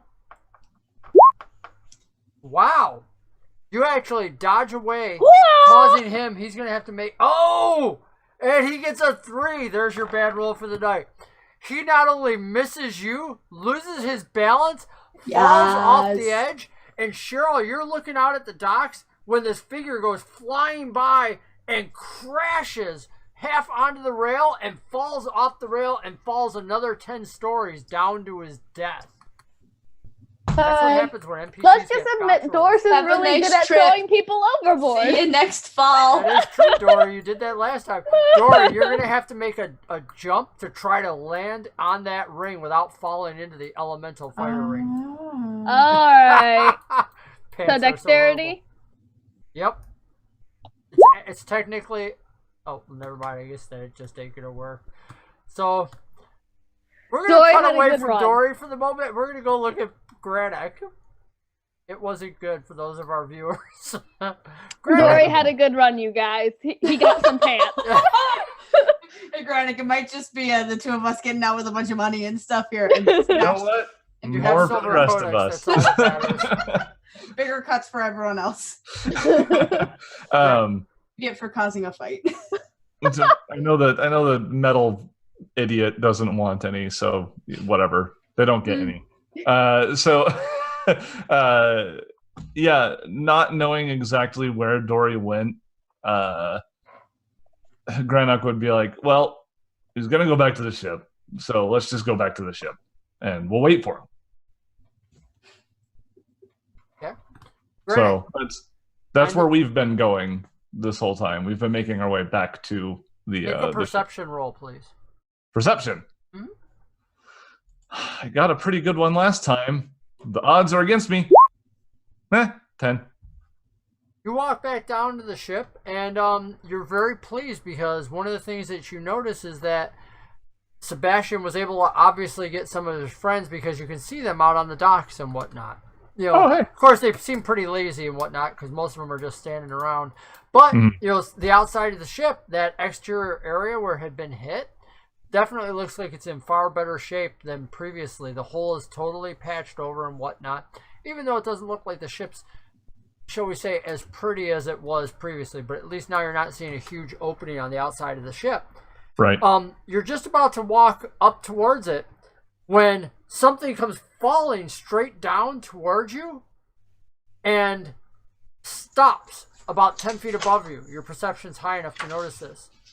Okay. And Dory is hovering there about 20 feet up in the air and then slowly moves down to about 20 feet in front of you where Dory gets landed on the deck. And you notice this tall figure standing in the background who you instantly recognize. He twirls a wand, slides it up his sleeve, and comes striding up, puffy shirt and all. And he goes, "Thank you. I appreciate you bringing my ship into dock." And it's Professor Moonsong, who went down on the other ship on the Silver Cloud. How did he live? And he goes, "Little worse for the wear, but at least you're here." He goes, "That's good." And he goes to walk right by you up the gangplank. So we're on a gangplank. Well, he's going up the plank that would lead onto the ship. Right. So we're on a gangplank. Can he be pushed over the edge? What's beneath the gangplank? Well, in between the ship and the plank, and you take a quick look, there's no other way to describe it. It looks like part of the ship, the walls of the ship, have reached out and grabbed the dock. For lack of a better term, it's the only way I can describe it. And yet there's space in between that goes down into the distance. You know, as I said, you're just hanging on parts here. There's some routes there. I mean, there's a chance that maybe you could catch beams and whatnot, but it's a chaotic fall, death, possibly. And So he looks at you and he says, "Get out of my way now." Oh, sorry. Throw Step him aside. overboard. He'll step aside Ah. and look down at the gnome that's following him and give the gnome kind of a purposeful look. And right as soon as the guy starts to walk past him, he's going to take his club horizontally and just give a good shove to try and get him off the gangplank. roll for initiative, because he was kind of figuring you might do something. Let's see if you get higher. 12. As you do, he dodges out of the way, Of course. draws a wand out, draws his free action, Mm. and I need you to make a wisdom save. You know, that's actually not a terrible save for this guy. I'm hoping you do it. Oh, 21. Woo! The spell wraps around you, and for the briefest of moment, it felt like you were held for a second, and then you shrug it off. and then that was his turn. Now it's your turn on the initiative. I need. I'm going to work with your same initiative as last time. So. Okay. It's going to be you, and then it's going to be our young Dory. Okay. Dory lived? Remember? You maybe you weren't listening? listening. He had you Wait. floating in mid-air. Yeah. And it was Moonsong had a wand out and had caught you in mid-air and lowered you down onto the Oh! deck, which is why Granick was then talking to you as you went up, and why Granick just said, "I look at my little gnome friend." Well, no, the one that was Yeah, the gnome that was following Granock. Granick. Following Granock. I apologize. Yeah, But yeah. yes, you were the gnome that was caught and lowered down to the deck. And whatnot. Okay. Yeah. I hope he wasn't Granick trying to was just push kind me of off. looking at his friend like, I might just murder somebody. Don't worry about it too much. And if he resisted this spell, whatever this was, his brow furrows a little bit more than it was previously, just because he didn't like this guy, but now that he's trying to cast magic on him, he likes him a little bit less, just a few degrees less. So yeah, we're gonna see off the side of the plank he goes if I can manage it. If I didn't like you before, I definitely don't like you now. Definitely not. So yeah. Take a shove. Go for it. Oh, of course. Well, let's see how he rolls. And yeah, this dice is definitely a good dice. You go to shove, and he both dodges and shoves you to the side, but he can't actually physically. This is just dramatic effect. So Out of curiosity, yeah. How many plot points would it require to change this result exactly? Too much?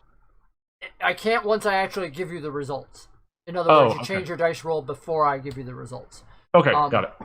Yeah, so he already has won the roll, shoved you off to the side and whatnot, but it's not his turn yet because he's top, so now it's on Dory.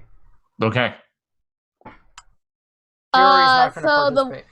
So Dory has been put to the ground. Like, I have free movement? Yeah. Okay. Oh, Can yeah, I he saved try? your life. You were part of his crew. Can I try and take his wand? Well, you can absolutely try. Absolutely. It's a little tall for you, but yeah, you can jump. You can try and jump over there and It's grab okay, it. I can use that halfling technique that he'll kick in the knees to make him fall over. So you're going for a strike to the knees to bring this guy down. Yes. So does Cheryl see all of this, by the way? Not yet, because you're only on the gangplank. I was hoping to get you guys up a little further. Okay. So Yeah, I was strike- really hoping to get that involved. So, roll your attack. Wow! Holy smokes! This... Dory, describe At taking me! him out at the knee. Gnomes! Man. So Dory goes over and are you using your fist or a kick? Yeah, or I'm what are you gonna doing? kick him in the shin. Do some real damage. Wow. Moonsaw has just turned around, tried casting a hold person on the half-orc, which failed, and all of a sudden Dory takes him out at the knee. He crashes down on his knee, screaming, "Ow!" And the wand is still in his hand. And as a free action, I'm going to give you a chance to try to grab this out. It's a very low DC. You should be good. But you never know, you might botch. What do you want me to roll? And you realize, of course, make a athletics. Okay. You actually try to grab this, pulling it out of his hand, and it's enough. You jerk it out of his hand, and you in that moment realize he's actually got a bit, what we would consider like a bracer on each hand with multiple wands in them. You remember these from when he was fighting on the deck, shooting fireball after fireball with his wands. These are wand sheaths that he keeps on him, loaded with various wands. He's down, he's screaming out his hand as you jerk this wand out of his hand. Can I now use it to hold him so that way he can't pull out another wand? This wand, let me just double check. I don't know if this particular wand requires attunement or not. Let me just double check his stats for you. Oh my, I'd rather do that than say no.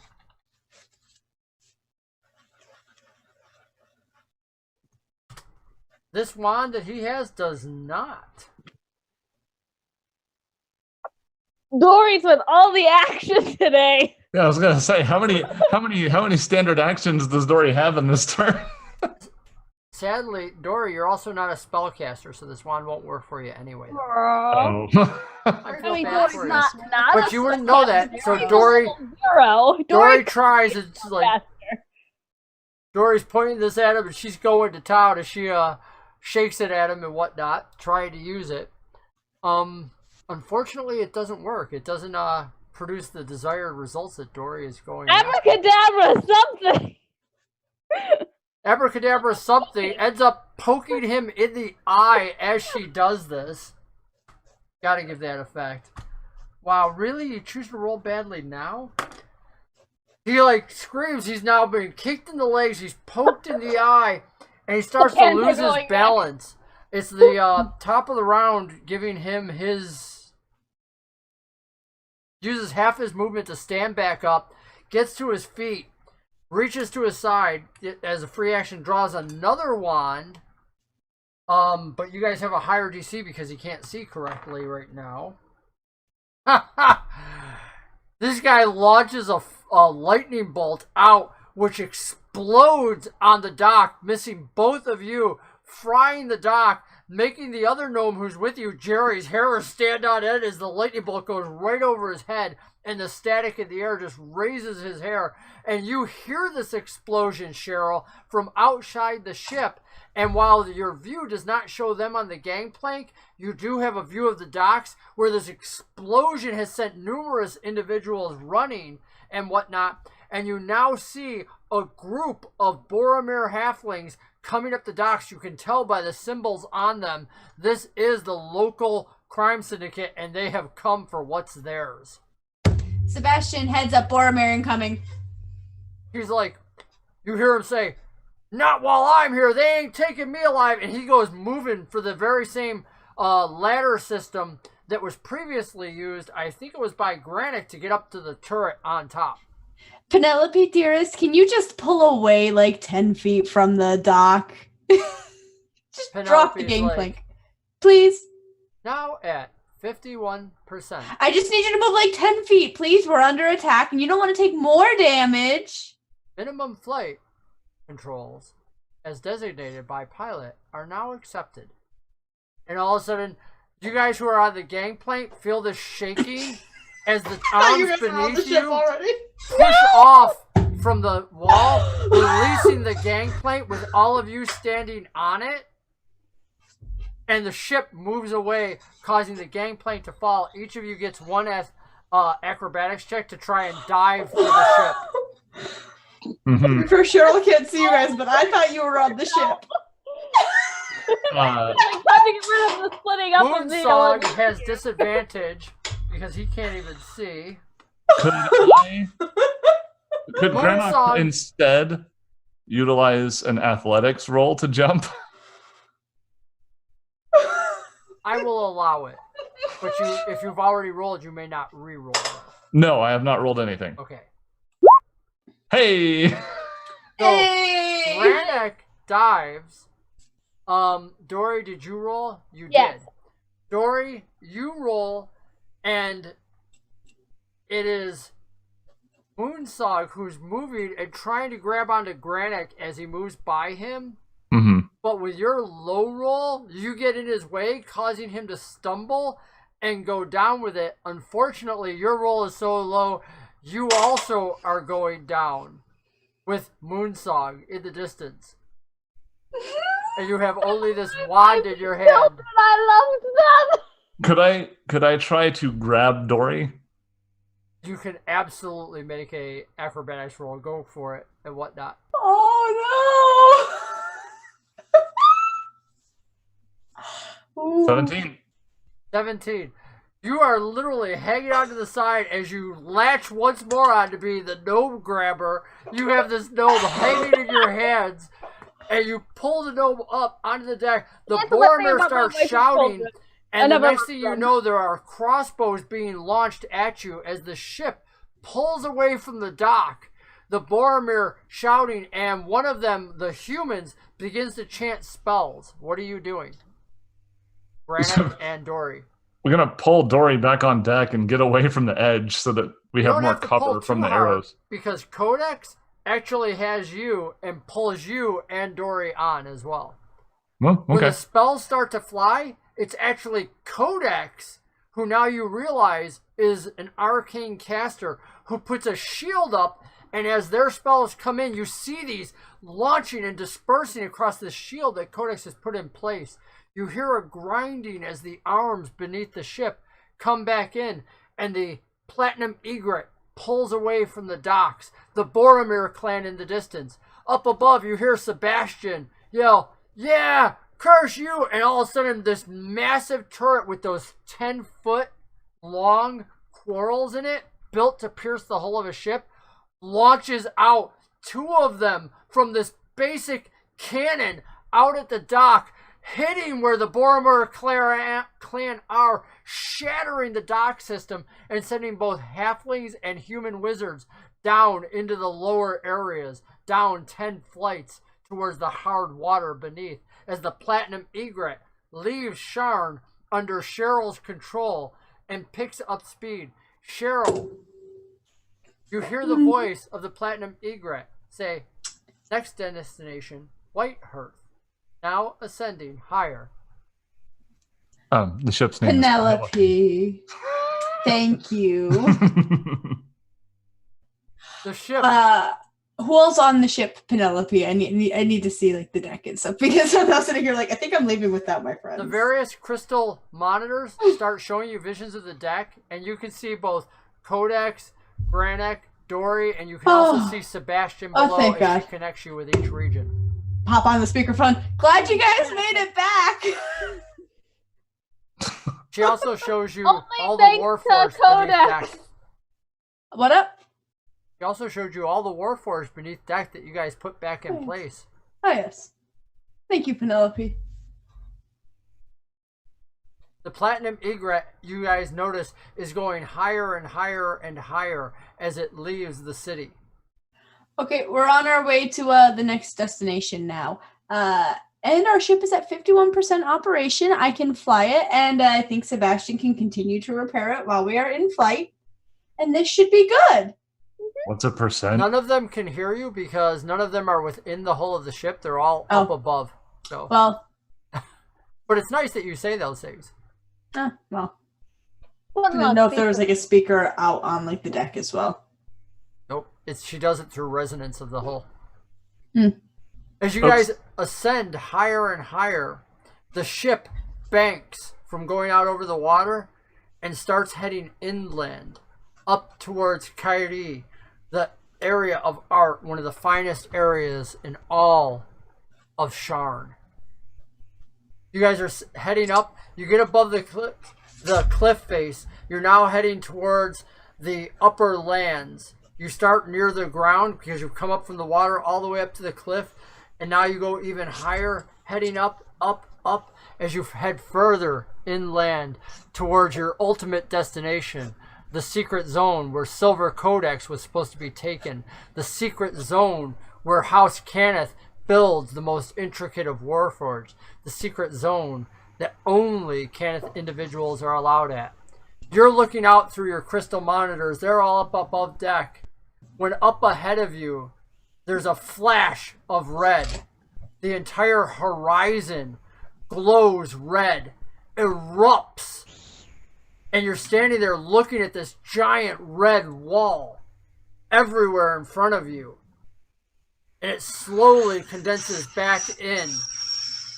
And you're standing there watching as the ship continues on its course, when slowly you start to feel the wind pick up, and then something rockets across the entire ship, sending you reeling back. What were we just hit by? The force wave of Kairi being taken off the face of the planet. My cat That's where we will end the adventure for tonight. That's actually the end of all these characters. For those of you that have been watching along, the NPC characters that these just produced will be part of the ongoing adventure later on that the PCs of our story will be picking up with. So I would actually like you actually as viewers can see the names of the PCs that these players will be playing. And I'm hoping that these individuals might be willing to tell you a little bit about their characters. Probably only if the viewers want to ask, though. When they're done talking, though, we're going to be auctioning, actually raffling, I don't know, whatever the heck you want to call it. We're giving this thing away. What we're giving away, and I'm trying to zoom it in on the camera, so hey, I'm doing my best. Deal with me. This is a Franklin Mint plate, Dragon Master plate, limited edition. That's what it is. And we will be mailing this off to you. I haven't quite figured out how we're going to get your address because we don't want you to post all that stuff publicly and whatnot. But we got Twitters and other stuff, and I'm told that we can get messages. But this will belong to one of you tonight. We'll ask a question after they're done introducing their characters and whatnot. And anybody who has the correct answer and puts it in chat will be eligible. And then we'll figure out how to contact one of you here over the next week and do all this, probably with Twitter or something like that. All this Twitter magic and stuff that I'm getting used to. All right, so who would like to go first? Oh, look, Lythander has been volunteerified. So you have been voluntold and chosen to tell us about your character first. Would you please do that for us, Kitty? So I will be playing a human man named Lythander, who is an acquirer of goods through certain means and assets that he has at his disposal. He is, maybe a little too snarky for his own good, but he means something. I can't say he means well. He's a character, and he will be the rogue of our future adventures. Wonderful. And then we'll go from girl, guy, girl. So, Seth, would you please tell us about your character? Sure. So I will be playing a Warforged that was initially designated Northwatch, which is not a name that they have used for some time, because we're starting 2 years after the Day of Mourning. Yep, we will be picking up, actually it's 4 years from now, because 4 years from now, in Eberron's history, right now, this is the event that will help bring about the end of the war. It will take 2 years before the war ends. The Thronehold Treaty. And then 2 years after that, when things are still incredibly tense, is when our game will start. So it'll be 4 years from now. So Northwatch is a Warforged that he was an early model. So he's roughly 30 years old. Oh, wow. Yeah. And he spent much of that time alone in the woods, watching the borders of Aundair, the northern borders, to keep an eye on the Eldeen Reaches, and the soldiers and forces of Karn. So not used to social interaction. Now that he's a free person, he doesn't really know what to do with that information, and I don't know what he will end up being. So we will all be finding out what Northwatch becomes together, myself included. So beautiful. Beautiful. And Aria, would you please tell us about your character, Iunia? Absolutely. Iunia is a female human who grew up in a very artistic family and had pursuits of being an artist once upon a time. But she was drafted into the war and brought into a service. She has lived through to see the end of the war and now lives her life under the motto that you shouldn't do something that's not worth doing. If you're going to do it, you should have purpose to what you're doing, and you should give it your all, really. She likes to share that with other people, really, just this idea that you don't know how many days you have left, and you should really strive to accomplish something with each day. She is going to be our group's warlock. Wonderful. So, now the only one that the viewers won't have heard from tonight is Alex, who will be playing Barry. And a wizard. Barry, exactly. Barry is our resident wizard. Now, Barry is a half-elf, if I remember correctly.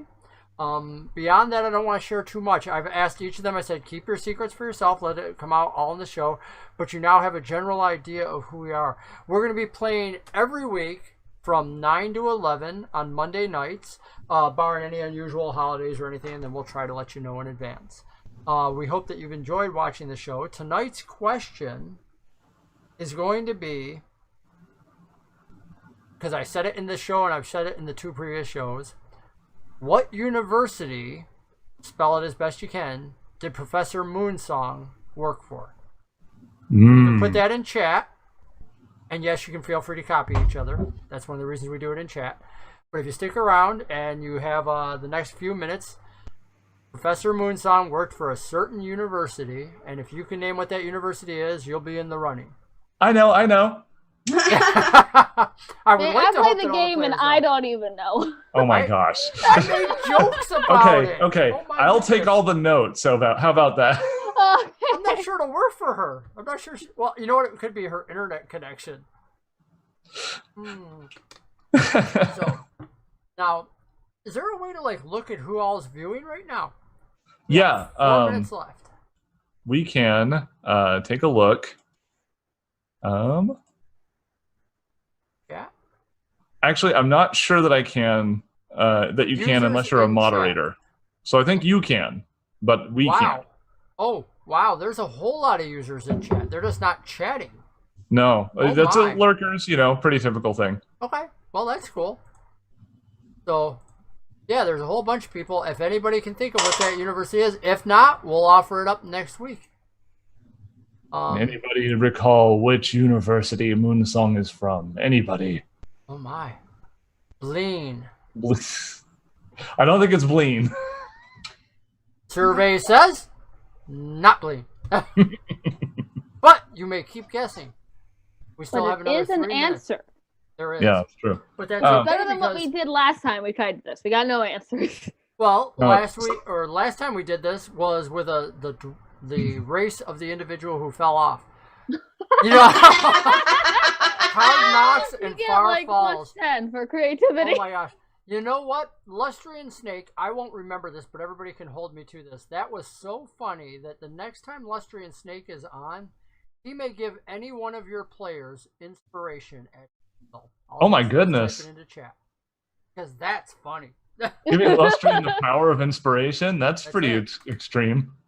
That's okay. The play will be, we'll do it again next time. So we hope that you've all enjoyed it. What we strive to do at any of our tables and when we get together is make some amazing memories to create real bonds of friendship with not just one another, who we've all gotten to know one another a little bit. We're really at the starting edge, but also with all of you. And I want to thank each and every one of you. Boy, the chat was alive tonight. We were laughing. You guys were cracking some good jokes, following along with what was going on, and you really made it fun. I want to thank you for that. And I'll tell you what, I'm super looking forward to next Monday night when we will be on again from 9 to 11.